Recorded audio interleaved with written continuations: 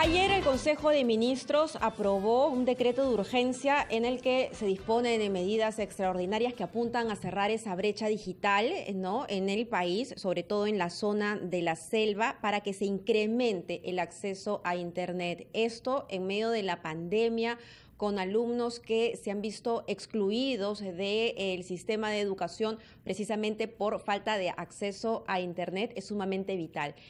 El ministro de Transportes y Comunicaciones dijo que esto iba a empezar ya a partir de julio, claro, que es una época de transición de gobierno, pero que ya estaba puesta la primera piedra. ¿Es suficiente con el hecho de que todos puedan acceder a Internet para que puedan tener también la oportunidad de una educación de calidad? Se lo preguntamos a Paul Neira, es educador y gerente general de Learning Factor. Paul, muy buenos días. Ya lo tenemos en segundos. ¿Cómo estás, Paul? Se habla mucho del Internet y la necesidad de cerrar esta brecha, pero ¿es lo único? ¿Es suficiente? ¿Con eso hemos avanzado un gran porcentaje para tener esa calidad que todos deseamos?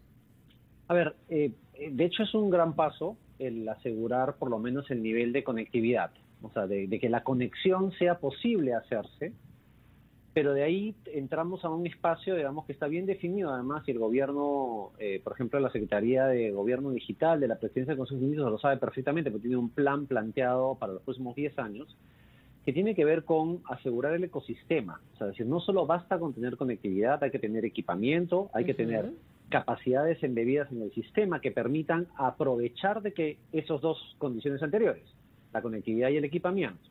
Entonces, en el ámbito de educación, particularmente, hemos enfrentado en medio de la pandemia la necesidad de tener la conectividad, que es lo que nos ha matado, es el dolor en el zapato que nos ha estado permanentemente, y se saluda efectivamente la decisión del gobierno por parte del Ministerio de Transportes y Comunicaciones de aumentar los niveles de conectividad. Pero ahí viene el problema de asegurar el equipamiento, 1, 2, las competencias para que eso suceda realmente en el aula, y 4, el contenido.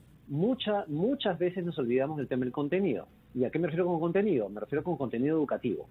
La velocidad de producción en el país de contenido educativo ha sido sorprendente para televisión y radio, pero no para Internet. Hemos tenido que pedir prestado mucho contenido de otros países, y está bien porque es parte del proceso de enfrentar una crisis, pero en el Perú todavía no tenemos capacidad para producir contenido educativo con mucha velocidad para poder alimentar los procesos educativos. Paul, buenos días, soy Mauricio Fernandini. Hola, a pesar de este esfuerzo del Estado, del que hemos sido testigos, y también del sector privado de poner a disposición sus señales en radio y televisión, y ahora que te escucho sobre los contenidos que hemos tenido que prestar, ¿no? ¿Cómo podemos subsanar esos índices de deserción? En Tumbes, 11.000 escolares no han hecho la educación en el 2020, y acabamos de escuchar a un alcalde de un distrito de Huaylas que confirma que en su población, a pesar de tener radio y televisión, los escolares o los padres, entendemos lo que es un contexto de pandemia, tampoco han estimulado a los chicos a que hagan el año escolar. ¿Cómo subsanar esto? A ver, Mauricio, tu pregunta realmente es muy certera y muy de cuchillo, digamos, en el sentido siguiente. Nosotros a la fecha no sabemos exactamente cuántos estudiantes no han atendido a las clases. Esa es la verdad. No tenemos una cifra exacta, no podemos dimensionar el problema, porque el servicio estatal de educación, que ha sido a través de la plataforma Aprende en Casa, que es una plataforma multicanal y multiplataforma, digamos, se encargaba del delivery, o sea, es decir, de entregar el proceso de enseñanza, pero no sabíamos del otro lado si el estudiante estaba aprendiendo, si estaba asistiendo, si estaba desarrollando lo que le hemos pedido, y si efectivamente, que eso es lo que importa, estaba aprendiendo. Entonces, va a ir progresivamente, creo yo, saliendo cada vez más declaraciones de distintos espacios geográficos en el país, en los cuales se están dándonos evidencia de la magnitud del problema que vamos a tener que enfrentar de cara al 2021, siendo además de que va a ser un año aparentemente, por todas las señales que tenemos, una buena parte de él va a tener que seguir siendo a distancia. Entonces, Pero Paul, lo que tú dices es muy importante y grave, porque si no tenemos la cantidad, no digo exacta, pero por lo menos aproximada, de cuántos niños se han visto excluidos, cuántos niños prendían el televisor y ni siquiera miraban la clase. O sea, si no tenemos esa información cualitativa y cuantitativa, ¿cómo es que se puede generar estrategias a corto plazo para poder recuperar a esta cantidad de niños? Y creo que en algún momento sí se habló de una cifra entre 400 y 500 mil en todo el país. Corrígeme si me equivoco.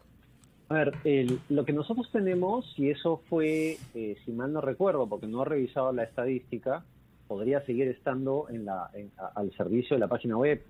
El Ministerio de Educación tenía, o tiene, ahí viene la duda de mi parte, porque no he comprobado el tema, pero tenía una unidad dentro del Ministerio de Educación que hacía llamadas por teléfono todos los meses a padres de familia, a profesores, a tutores y a directores de colegios, justamente buscando medir estratificadamente una muestra representativa a nivel país. O sea, no era que hablaba a todos los 6 millones de estudiantes, digamos, evidentemente, sino que para poder tener una mirada de ese asunto.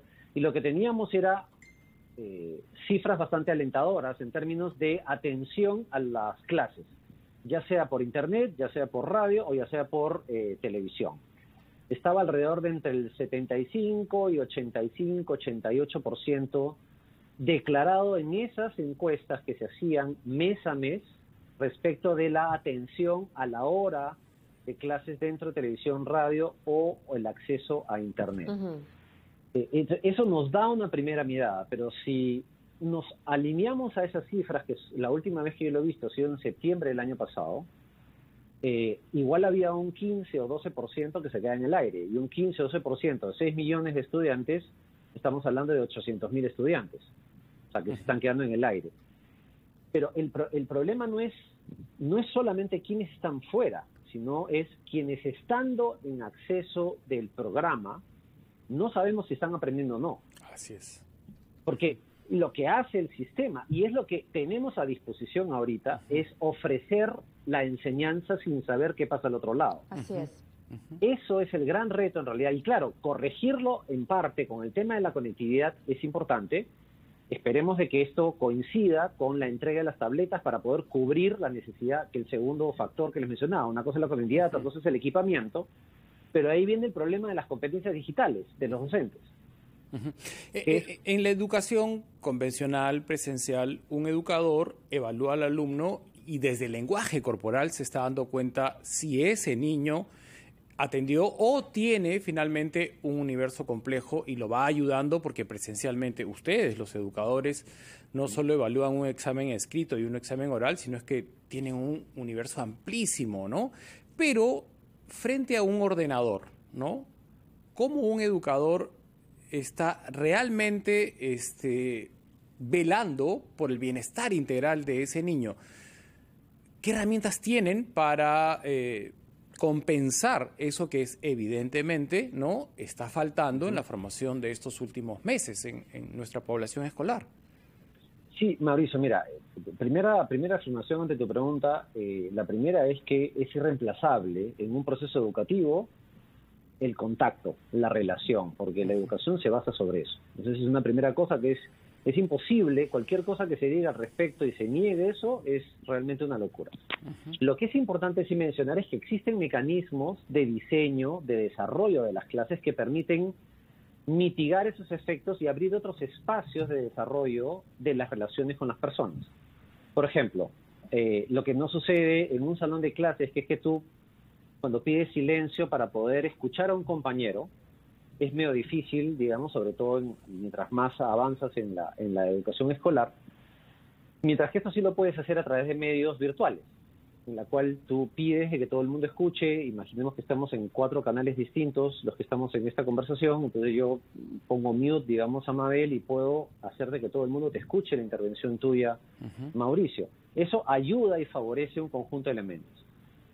Hay efectivamente estrategias que permiten además medir otros elementos que tienen que ver con lo que le llaman el engagement, digamos, es el compromiso que el estudiante tiene con la actividad planteada en un ámbito virtual, y eso también se puede desarrollar. Muy complejo, Paul, Mabel, justamente porque hay muchos padres que no están digitalizados y que están con sus hijos 24 horas los 7 días de la semana.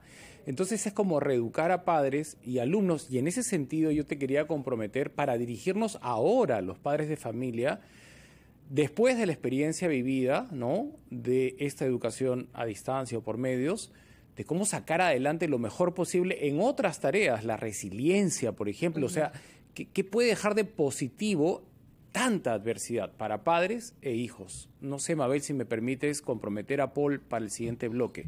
Regresamos con Paul.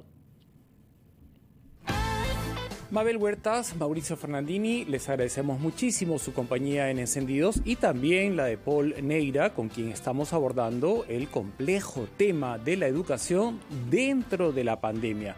Hemos visto con tristeza que no es eficiente el esfuerzo que ha hecho el Estado, ¿no?, por llegar a todos los escolares. Hay una deserción altísima, cuyas cifras, por ejemplo, en Tumbes, solamente en Tumbes, nos contaba nuestra corresponsal, hay 11.000 chicos que no han hecho el año escolar.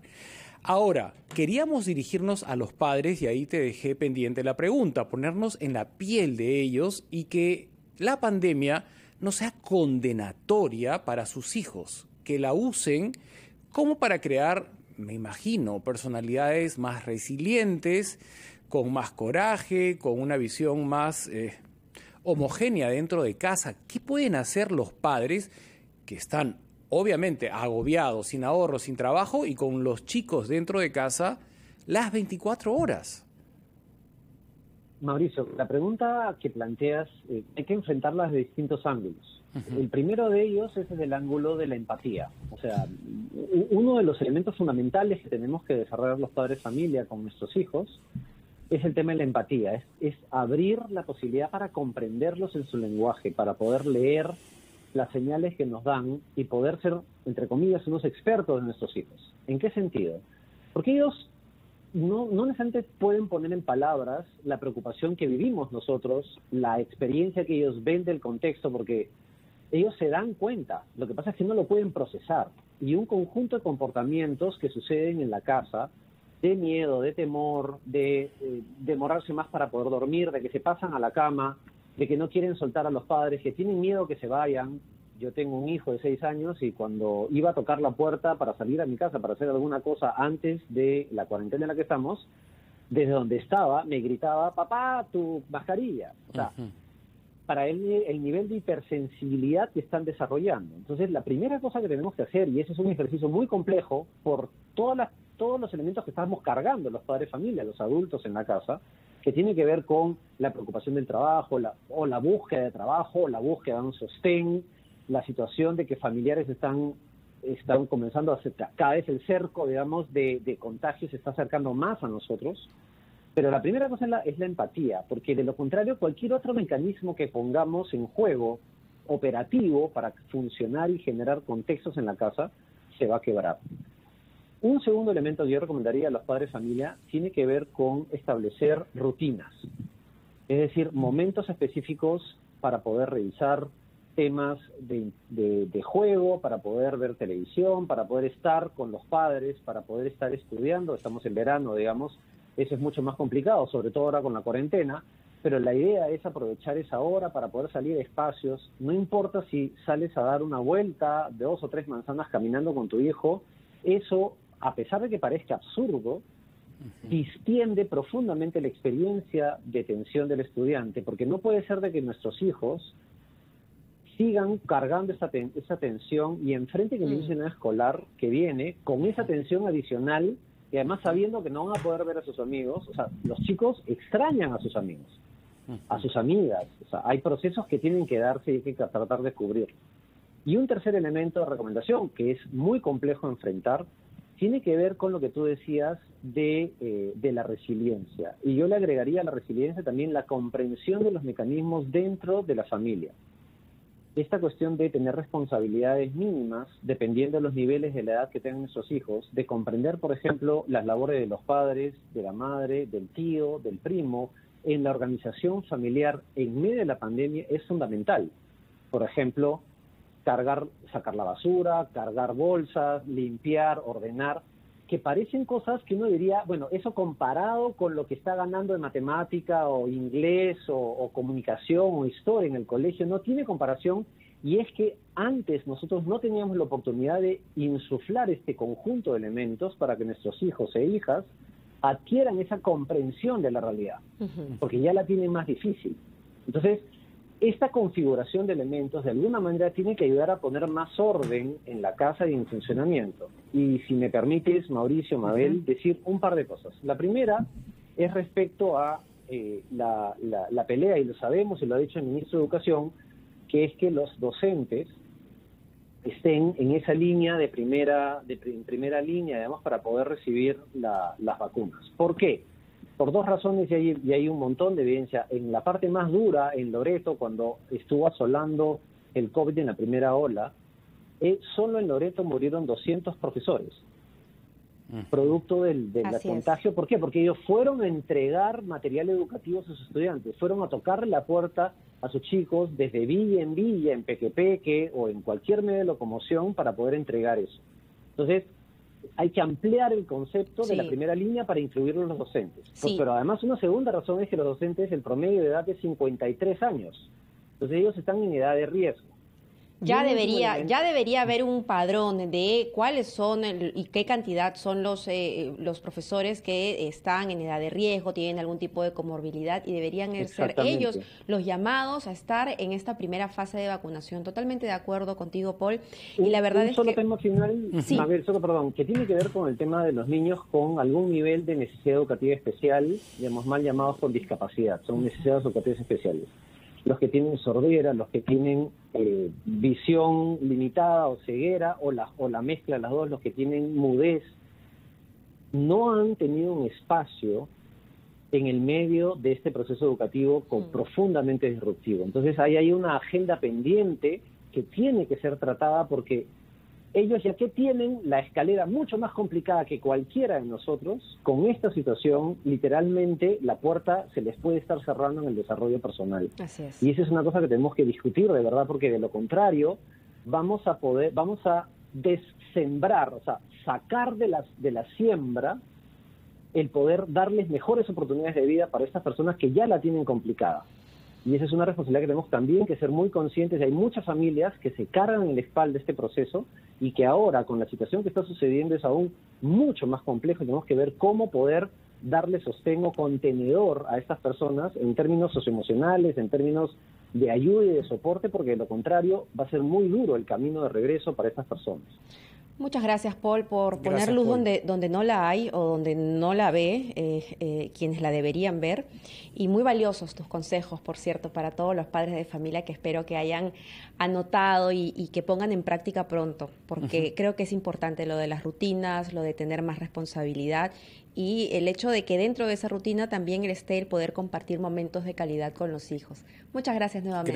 Gracias, Paul. Qué importante que esta pandemia